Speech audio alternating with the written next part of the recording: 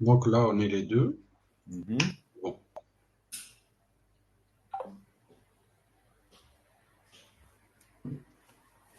c'est bon. Parfait. Donc, docteur Benona, je vais faire l'introduction, juste pour donner la bienvenue et nous excuser un petit peu pour le retard. Un problème technique de dernière minute nous a empêché de nous connecter. Vraiment désolé. Donc, ce soir, on a avec nous docteur Benona, néphrologue, exerçant à Tétouan, un ancien de l'université de Grenade, spécialisé en néphrologie comme médecin résident à partir de 2005, où il a exercé en Espagne, à Ciudad Real, mais aussi à différents centres d'hémodialyse à Ceuta. On aborde un sujet qui est vraiment qui nous tient au cœur. C'est un problème de santé publique assez grave et en progression continue et qui affecte à peu près le 5% de la population au Maroc. Donc, l'importance, toutes les études mondiales de toute façon ont prouvé que la prévention de dépistage précoce et une prise en charge adaptée sont des stratégies efficaces, rentables pour les maladies rénales chroniques, surtout dans les pays de ressources limitées comme le Maroc. Donc, où l'accès au traitement, de suppléments, etc., en plus des différentes pathologies qui apparaissent avec ce genre de maladie, généralement des maladies très lourdes, qui accompagnent l'insuffisance rénale cardiaque, qui va de problèmes cardiaques, etc. Euh, Peut-être la progression au Maroc, c'est bon, le vieillissement de la population, c'est l'espérance de vie, mais aussi le comportement alimentaire. Mais c'est surtout la prévention. La prévention, la faute de détection, préventif, et surtout la première ligne pour toute maladie, c'est les médecins généralistes qui doivent être à jour dans les manifestations des premiers signes de cette maladie pour pouvoir sauver en quelque sorte et ne pas arriver à ce genre à arriver au bout, disons, à ce genre de complications. Maintenant, donc, avec la diabète, avec l'hypertension artérielle, avec l'obésité, avec et tant d'autres choses, de pathologies qui sont associées à notre mode de vie, on a choisi ce sujet pour son actualité et surtout tenant compte que les conséquences lourdes pour l'économie familiale, mais aussi pour ceux qui ont la chance d'avoir une couverture sanitaire, l'économie de, de, l'économie publique. Donc, sans plus tarder, je passe la parole à Dr Benouna et je m'excuse une fois plus pour ce petit retard. Merci. À vous la parole, Dr Benouna. Merci beaucoup, Monsieur le Bénissi. Bonsoir à tous.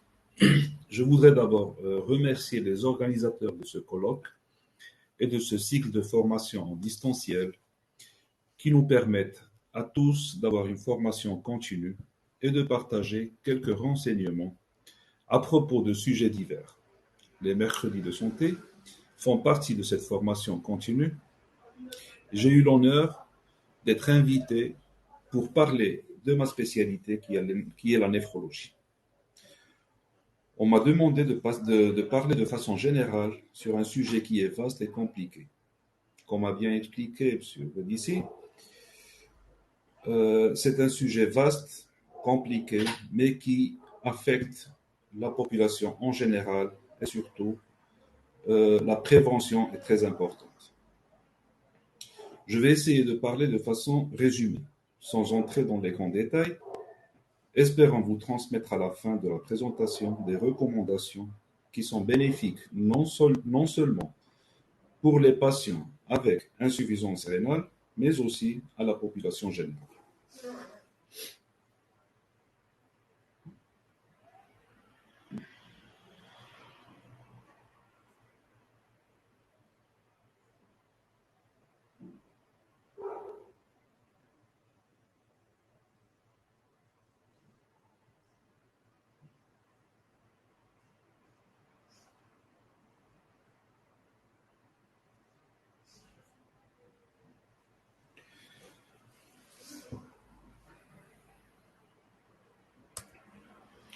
Alors, la néphrologie est la spécialité médicale qui s'occupe de la prévention, diagnostic et traitement des maladies des reins. Il s'agit donc d'une spécialité médicale, contrairement à l'urologie qui est une spécialité chirurgicale, de l'ensemble du système urinaire, voire rein, urètre, vessie, prostate et uretère. On va parler un peu de la physiologie rénale. Les reins ont une triple fonction, une fonction excrétrice, une fonction hormonale et une fonction régulatrice. Quant à la fonction excrétrice, elle consiste en la formation de l'urine qui permet l'élimination des produits du catabolisme, le maintien du milieu intérieur à l'équilibre nommé homéostase. L'unité fonctionnelle du rein, appelée néphron, est composée d'un glomérule, tubule, artérielle afférente et artérielle efférente. L'urine primitive, obtenue dans le glomérule, par diffusion passive du plasma à travers la surface composée par l'endothélium capillaire de l'artériole afférente et la couche viscérale de la capsule de Bowman. Ceci dit, il existe une différence de gradient entre la pression existante de l'artériole afférente qui est similaire à celle de la pression artérielle et celle existante dans la chambre glomérulaire où règne une pression de la voie excrétrice supérieure qui est normalement plus faible. Ainsi, l'ultrafiltrat obtenu s'écoule vers le tubule et le taux de filtration glomérulaire est approximativement de 120 ml par minute par jour.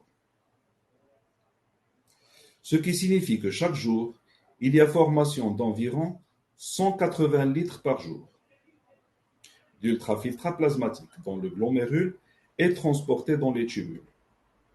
Cette urine primitive ou ultrafiltrat est réabsorbée à raison de 99% lors de son passage à travers les segments tubulaires successifs, voire tube contourné proximal, anse de Henle, tube contourné distal et tube collecteur de Bellini, par des mécanismes divers de sécrétion et réabsorption qui aboutissent finalement à la formation d'environ 1,5 litre par jour d'urine définitive.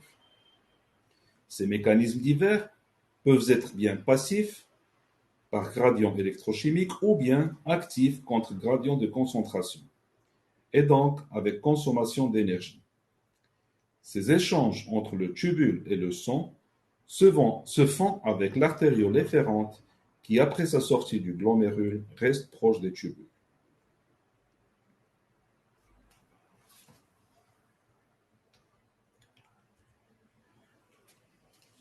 Le rein a trois fonctions principales. Une fonction excrétrice, une fonction hormonale et une fonction régulatrice.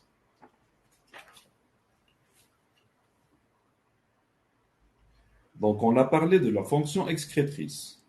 On va parler maintenant de la fonction hormonale.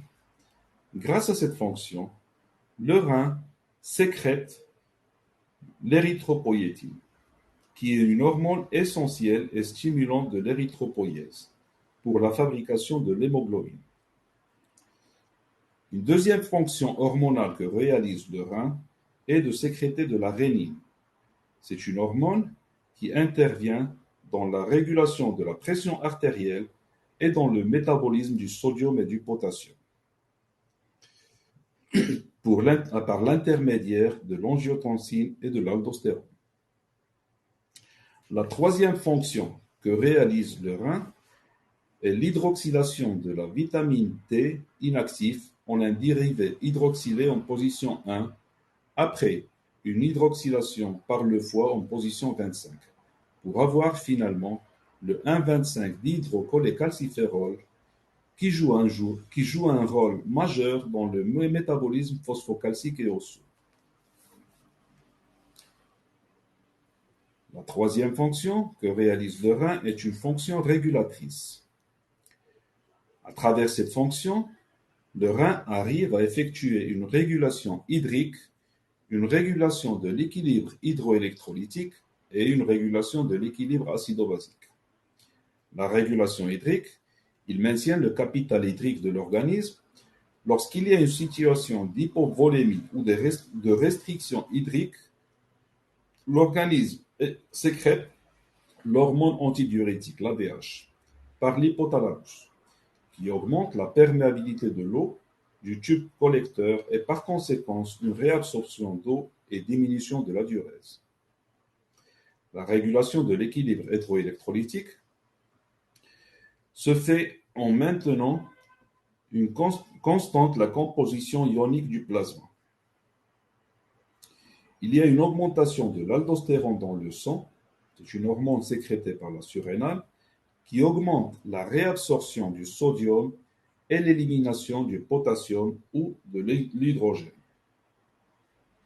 Il y a un échange d'un ion sodium par un potassium ou un hydrogène. La régulation de l'équilibre acido-basique se fait parce que le rein maintient un pH normal avec une sécrétion des ions hydrogène échangés contre le sodium.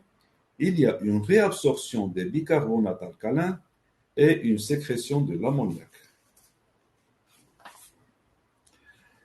Après cette petite introduction et révision de la physiologie rénale, qui est beaucoup plus complexe, on va voir les différents types d'insuffisance rénale. Selon le temps d'instauration et la chronicité, on peut classifier l'insuffisance rénale en deux groupes, une insuffisance rénale aiguë et une insuffisance rénale chronique. L'insuffisance rénale aiguë est définie par une diminution de la capacité des reins pour éliminer les détriments et déchets azotés accumulés dans le sang, appelés urémies, instaurés en quelques heures ou même en quelques jours. Ceci se traduit par une augmentation de la créatinine sérique qui peut être accompagnée ou non par une diminution de la diurèse. L'Association internationale médicale des maladies rénales, la KDIGO, Kidney Disease Improving Global Outcomes, a proposé une classification de l'insuffisance rénale aiguë en fonction de la créatinine et du débit urinaire. Comme on voit dans le tableau suivant, on a un stade 1 où la créatinine basale qui est définie par une augmentation de 1,5 à 1,9 de la créatinine basale dans les 7 jours, ou bien une augmentation de 0,3 mg par litre en 48 heures. Concernant la diurèse, on parle de stade 1 quand il y a une réduction de la diurèse de moins de 0,5 ml/kg/h en 6 heures. On parle du stade 2 quand il y a une augmentation de la créatinine basale de 2 fois à 2,9 fois dans les 7 jours. Quant à la diurèse, il y a une diminution de moins de 0,5 ml/kg/h en 12 heures. Le stade 3 est le plus grave quand il y a une augmentation de 3 fois la créatinine basale dans les 7 jours, ou bien on a une créatinine supérieure à 4 mg/litre, sachant que la basale était normale, ou bien une augmentation de 0,5 mg par litre si la créatinine basale était supérieure à 4. Quant à la diurèse, on parle de stade 3, quand il y a une diminution de la diurèse inférieure à 0,3 ml par kg/h en 24 heures ou l'installation d'une anurie totale en 12 heures. Quant au type de l'insuffisance rénale, on peut la classifier en 3 types. On parle d'une insuffisance rénale obstructive ou post-rénale. Elle est généralement due à un obstacle bilatéral sur les voies excrétrices ou unilatéral sur un rein unique. Donc, il y a présence d'un obstacle. On parle d'insuffisance rénale fonctionnelle ou pré-rénale, qui est généralement due à une diminution plasmatique rénale et de la pression d'ultrafiltration à cause d'une hypovolémie. C'est ce qui arrive dans les cas de l'hémorragie, de la déshydratation, de l'insuffisance cardiaque, de l'insuffisance hépatique ou de la sepsis. Le troisième type est une insuffisance rénale parenchymateuse. Elles sont dues à des lésions anatomiques des différentes structures du rein. Les plus fréquentes sont les nécroses tubulaires aiguës, mais l'IRA peut aussi compliquer les néphropathies interstitielles, glomérulaires ou vasculaires aiguës. Au cours de la nécrose tubulaire aiguë, il y a deux mécanismes qui sont le plus souvent en cause et souvent associés. L'un ischémique et l'autre toxique. Les nécroses tubulaires aiguës ischémiques sont généralement dues à une baisse du flux sanguin rénal au cours des états de choc et comme conséquence, on trouve une nécrose des cellules épithéliales tubulaires, avec des vaisseaux, glomérules et interstitiums qui restent normaux. Les nécroses tubulaires aiguës non ischémiques ou toxiques sont provoquées par une toxicité directe du médicament, comme ce qui se passe par exemple avec les aminosides et le cystoplatine, ou par les produits de contraste d'iodé, ou bien par une précipitation intratubulaire de la myoglobine, comme dans le cas de la rhabdomyolyse, de l'hémoglobine, comme dans le cas des hémolyses massives, ou des chaînes légères d'immunoglobulines dans les myélomes. Autre insuffisance rénale aiguë parenchymateuse, les insuffisances rénales aiguës des autres formes parenchymateuses obéissent à des mécanismes différents. Au cours des glomérulonéphrites ou des microangiopathies thrombotiques, le principal mécanisme d'action responsable est une baisse de la surface de filtration. Quant au cas des néphrites interstitielles aiguës, l'œdème interstitiel augmente la pression intrarénale, diminuant ainsi le flux sanguin et la pression de filtration glomérulaire.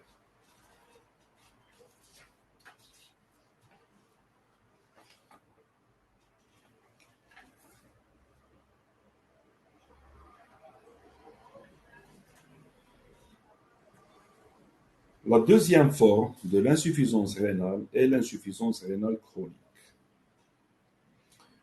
L'insuffisance rénale chronique est définie par une diminution de la fonction rénale, donc du débit de filtration glomérulaire, qui est normalement inférieur à 60 ml par minute par 1,73 m², ou bien la présence d'une lésion rénale persistante durant au moins 3 mois. Ceci dit, la lésion rénale est diagnostiquée par des méthodes directes, c'est-à-dire que les altérations histologiques sont vues dans une biopsie rénale, ou bien par des méthodes indirectes à travers des marqueurs comme l'albuminurie, la protéinurie, ou altération du sédiment urinaire, ou altération perçue au cours des épreuves d'imagerie. Le débit de filtration glomérulaire nous a permis de classifier la maladie rénale chronique en 5 stades, comme dans le tableau suivant. Le stade 1 est défini par un débit de filtration glomérulaire supérieur à 90. Dans ce cas, on a une lésion rénale avec une filtration glomérulaire normale. Le stade 2 est défini par un débit de filtration glomérulaire situé entre 60 et 89 ml minute 1,73 m². Et dans ce cas, on a une lésion rénale avec diminution légère de filtration glomérulaire. Le stade 3, le DFG, est situé entre 30 et 59 ml par minute par 1,73 m². Et dans ce cas, on a une diminution modérée de la filtration glomérulaire. Le stade 4, le DFG est entre 15 et 29 avec une diminution grave de filtration glomérulaire. Le stade 5, c'est le plus grave, où le DFG il est inférieur à 15 et on est en situation de prédialyse ou dialyse. Les stades 3 à 5 constituent ce qu'on appelle insuffisance rénale et les stades 4 et 5 incluent la maladie rénale chronique avancée. L'histoire naturelle de la majorité des maladies rénales chroniques indique que le DFG, le débit de filtration glomérulaire, diminue au cours du temps, avec une progression vers des stades avancés d'insuffisance rénale. Plusieurs facteurs interviennent dans cette progression. En fait, on parle de deux types de facteurs. Des facteurs non modifiables et des facteurs modifiables. Quant aux facteurs non modifiables, il y en a ceux qui dépendent de l'étiologie et du type de la pathologie rénale. Dans ce cas, on trouve la néphropathie diabétique, les glomérulonéphrites chroniques et la polykystose rénale de l'adulte. Ces trois pathologies sont celles qui progressent rapidement vers une insuffisance rénale chronique avancée.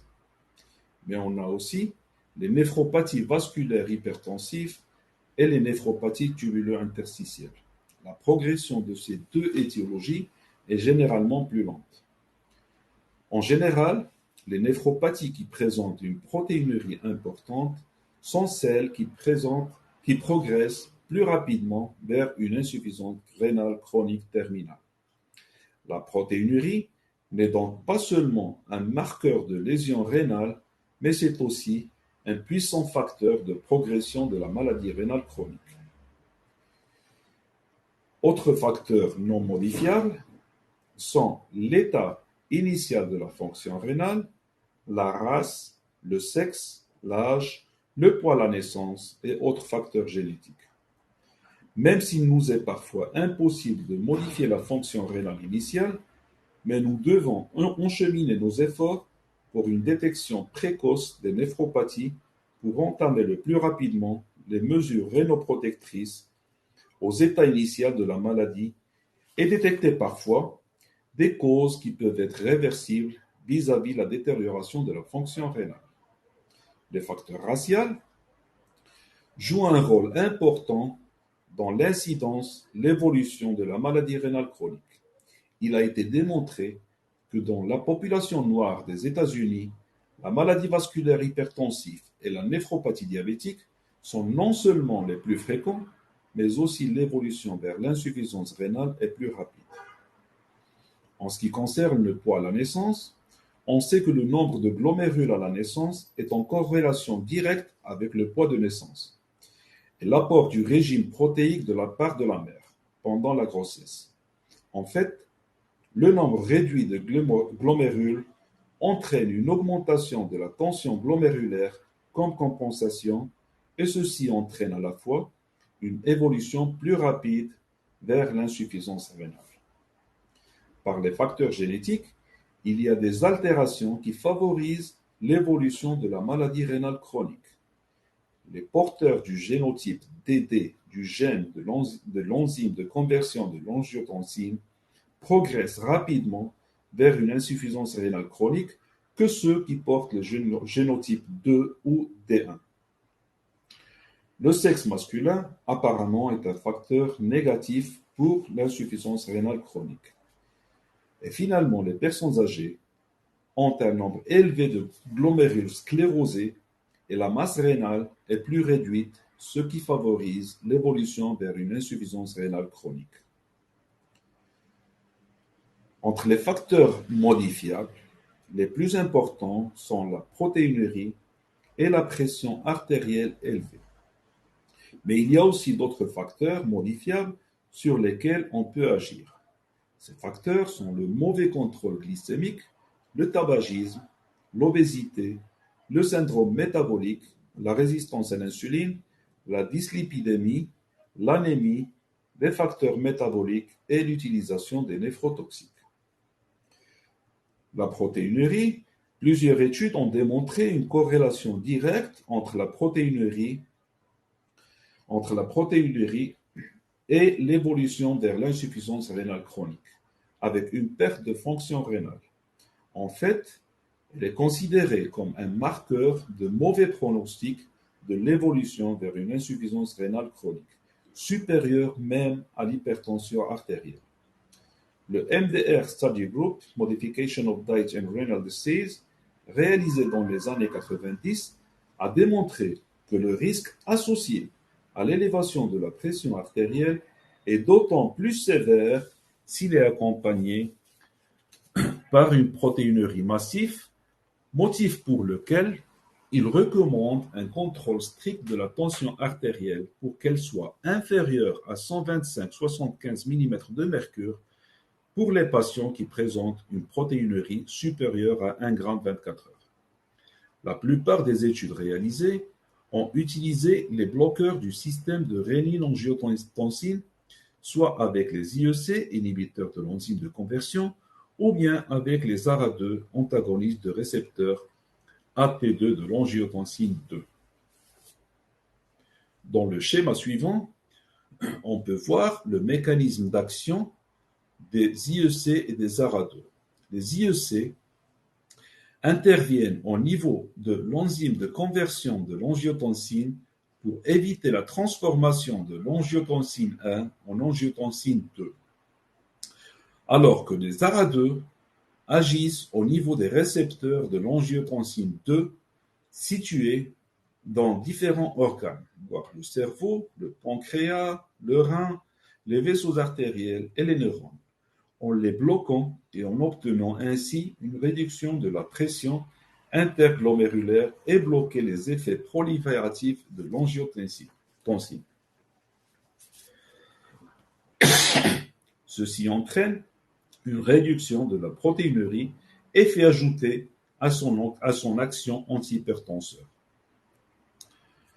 En plus, il ne faut pas oublier qu'une réduction des protéines et du sel dans le régime alimentaire et l'usage des diurétiques pour le contrôle de la tension artérielle est un facteur surajouté sur la diminution de la protéinurie. De la même façon, la perte de poids chez les patients obèses est accompagnée par une réduction de la protéinurie.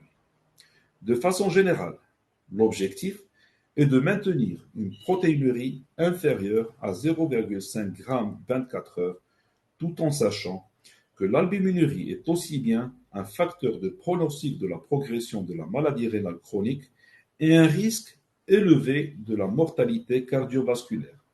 Ceci a déjà été démontré dans l'étude PREVENT, qui a démontré qu'une diminution de la microalbuminurie entraîne une diminution de la mortalité cardiovasculaire. Finalement, je vais donner des recommandations pour éviter la progression de la maladie rénale chronique.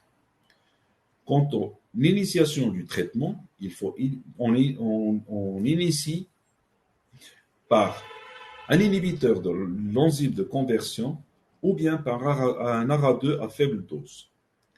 On augmente la dose jusqu'à des doses maximales tolérées. On ajoute un diurétique pour contrôler la tension artérielle.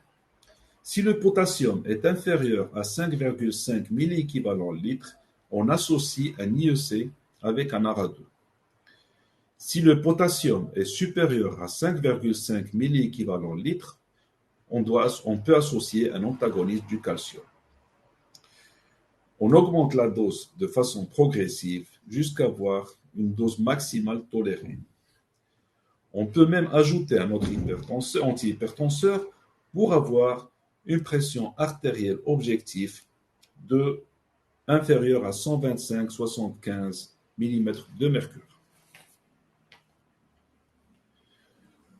Même si le contrôle de la protéinurie et de la pression artérielle reste les piliers fondamentaux du traitement des patients avec maladie rénale chronique pour prévenir la progression de la maladie et pour la prévention cardiovasculaire, il ne faut pas oublier que d'autres mesures thérapeutiques ne sont pas moins importantes.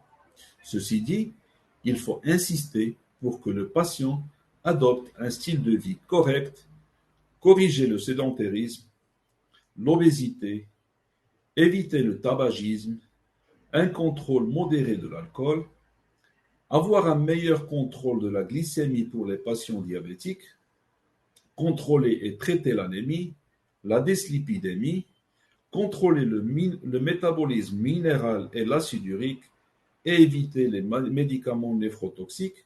Et surtout, il faut faire un diagnostic précoce des altérations et des compensations qui peuvent être traitées et qui peuvent causer une insuffisance rénale.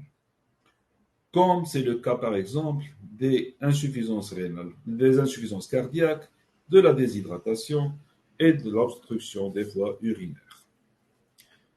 Merci pour votre attention.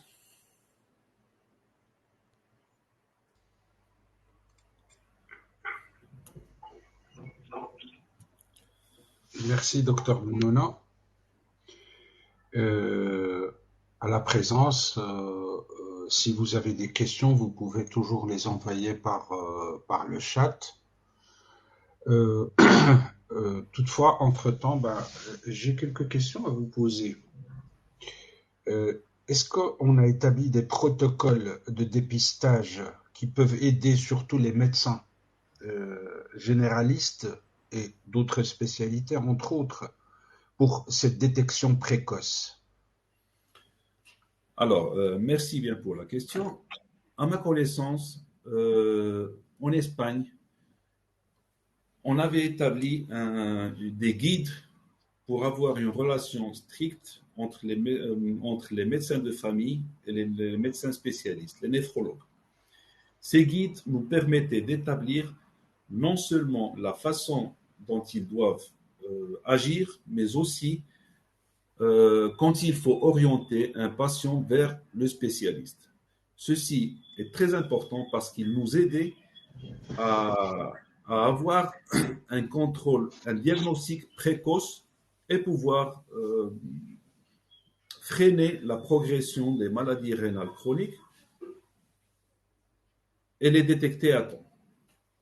Ici au Maroc, Est-ce que ce protocole, docteur Bounona, est-ce que ce protocole peut être appliqué au Maroc? Sincèrement, pour être appliqué aussi au Maroc, il faut un système de santé complet. D'abord, le problème essentiel qu'on a ici au Maroc, c'est qu'il n'y a pas encore une spécialité de famille. Chose que je pense que c'est vraiment obligatoire et nécessaire. Parce que le médecin de famille, il oriente le patient vers le spécialiste. C'est le premier médecin. Bon, je vous communique que déjà il y a eu une première promotion de médecins de famille qui a été formée à Madrid. Effectivement, c'est le cas. Espérons que ça arrive. Ça va continuer. Ça va continuer, exactement. Ça va continuer. D'accord. Donc,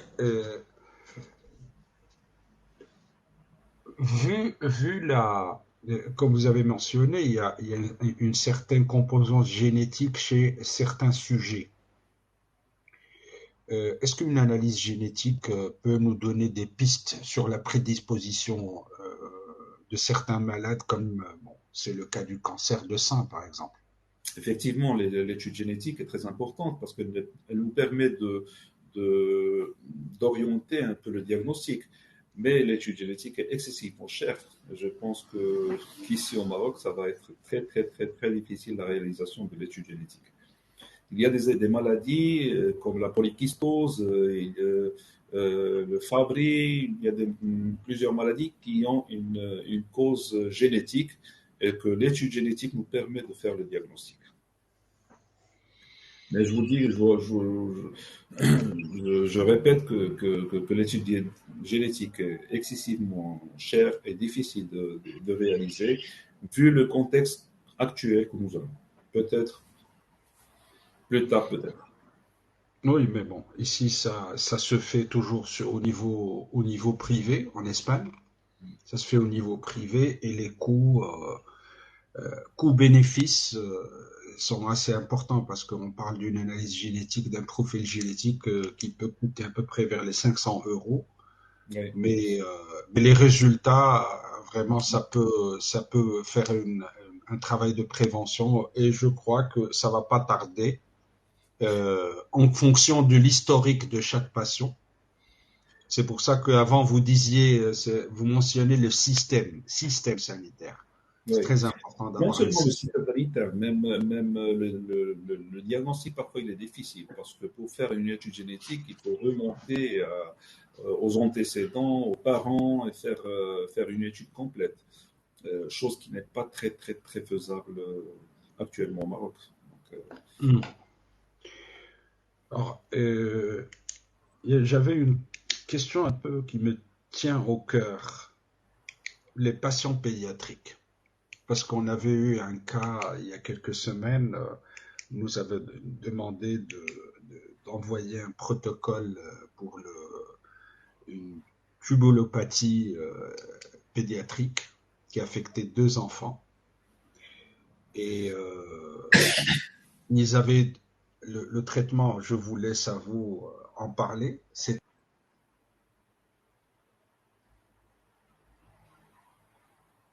oui, M. Badissi. Bon, je crois que vous avez perdu la connexion. Si je suis toujours en ligne, alors je vais répondre de façon brève. La néphropédiatrie, c'est une spécialité à part qui n'a rien à voir avec la nôtre, parce que la nôtre, c'est une spécialité de néphrologie des adultes. Donc la néphropédiatrie, c'est autre chose. Deuxièmement, le problème qui existe ici au Maroc, c'est que la néphropédiatrie ici n'est pratiquée que par quelques néphropédiatres. Malheureusement, il n'est pratiqué que dans les grandes villes, voire Rabat, Casa, Fès, peut-être Marrakech. Ici à Tétouan, par exemple, on n'a pas de néphropédiatre. Tous les patients, tous les patients pédiatriques sont référés aux grandes villes.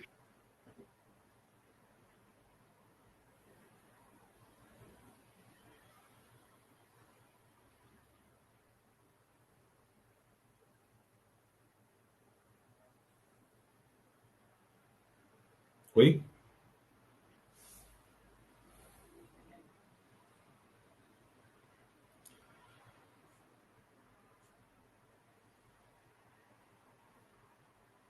je ne sais pas si ma connexion ou si celle de M. Benissi qui est perdue.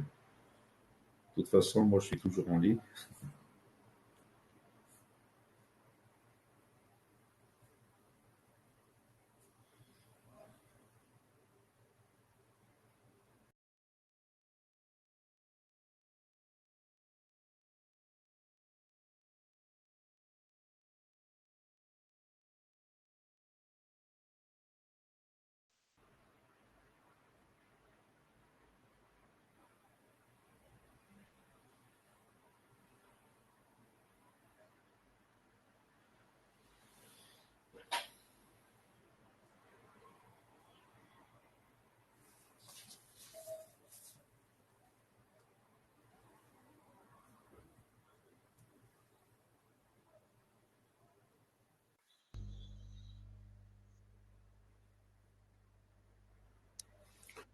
est-ce qu'on m'écoute?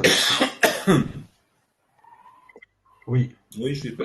oui, docteur Benouna, vous Oui, m'écoutez? oui, oui. D'ailleurs, Non? j'ai répondu à la question. Je ne sais pas D'accord. si, Donc, si j'étais en ce ligne ou soir, je ne pas. sais pas qu'est-ce qui se passe, mais vraiment, c'est la pagaille. C'est la pagaille. وأنا اللي باقي في عهد الطباشير ça me bouleverse tout ça. Ça me bouleverse, je vous assure que ça me bouleverse. Alors, juste vous remercier. J'espère que ça a été de l'intérêt de tout le monde. Et j'espère qu'on pourra compter sur vous pour une prochaine session un peu plus Moi, j'avais beaucoup plus de questions, franchement, Avec plaisir, avec plaisir. sur un Nous truc, sommes là quand vous voulez. mais je préfère la laisser pour une prochaine session, Inch'Allah. si vous avez le temps. Inch'Allah. Pour tous ceux qui connaissent pas notre projet, c'est un projet très simple, mais compliqué à la fois, comme les choses simples. L'école de postgrade, elle est née au sein de l'Université de Grenade. Elle est formée par plusieurs professionnels de différentes spécialités qui chacun coordine une, un champ de connaissances. Et ce que nous essayons de faire, c'est d'avoir une plateforme qui peut servir pour élaborer des circuits de connaissances et de partage d'expériences. Plus tard, on va voir avec l'université si pour l'année prochaine, on peut avoir des formations accréditées sur place. Je vous remercie à tous. On a encore une fois des problèmes techniques. Ça se coupe tout le temps. Donc, j'espère que ça a été de l'intérêt de tout le monde. Bonne soirée. Merci. Merci à vous. Bonne soirée.